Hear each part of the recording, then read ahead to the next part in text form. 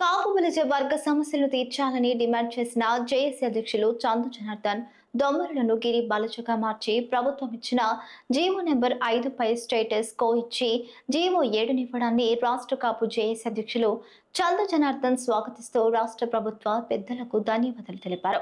రాష్ట్ర కాపు జేఏసీ శుక్రవారం విజయవాడలో ప్రెస్ క్లబ్ లో నిర్వహించిన మీడియా సమావేశంలో చందు జనార్దన్ మాట్లాడుతూ కూటమి ప్రభుత్వం పెద్దలు ముఖ్యమంత్రి చంద్రబాబు నాయుడుకి, ఉప ముఖ్యమంత్రి పవన్ కళ్యాణ్ కి, మంత్రివర్యులు టీడీపీ అధినేత నారా లోకేష్, బీసీ వెల్ఫేర్ మంత్రి సవిత, ఆశాఖ కార్యదర్శి ఎస్ సత్యనారాయణకి, రాజ్యసభ సభ్యులు సానా సతీష్ కి ప్రత్యేక ధన్యవాదాలు తెలిపారు.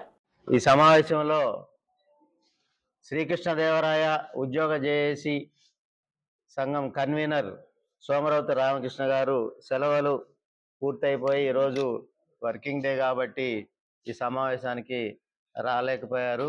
వారికి ప్రత్యేక ధన్యవాదాలు తెలుపుతా ఉన్నాను. ఈ మధ్య కాలంలో మనం చూసాం, రాష్ట్ర ప్రభుత్వం దొమ్మర సోదరులని గౌరవించాలి అనే నేపథ్యంలో ఒక జీవో నెంబర్ 5 పేరు మీద ఒక జీవోని విడుదల చేయటం జరిగింది.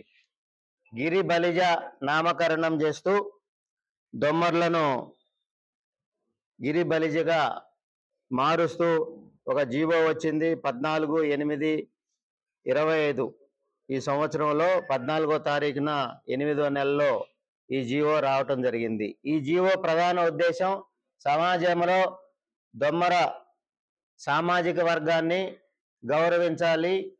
ఆ గౌరవించే నేపథ్యంలో వారికి గిరి బలిజగా నామకరణం చేస్తూ జీవో నెంబర్ 5 ఇవ్వటం జరిగింది. ఈ నేపథ్యంలో రాష్ట్రంలో, అదేవిధంగా ముఖ్యంగా రాయలసీమ ప్రాంతంలో బలిజ సామాజిక వర్గంగా ఉన్న మేము దీన్ని రాష్ట్ర ప్రభుత్వం తీసుకున్న వైఖరిని వ్యతిరేకించడం జరిగింది. దొమ్మర్లను గౌరవించే ప్రక్రియలో భాగంగా గిరి బలిజ నామకరణం చేయటంతో బలిజ వర్గాలు మనోభావాలు బాధింపబడతా ఉన్నాయి.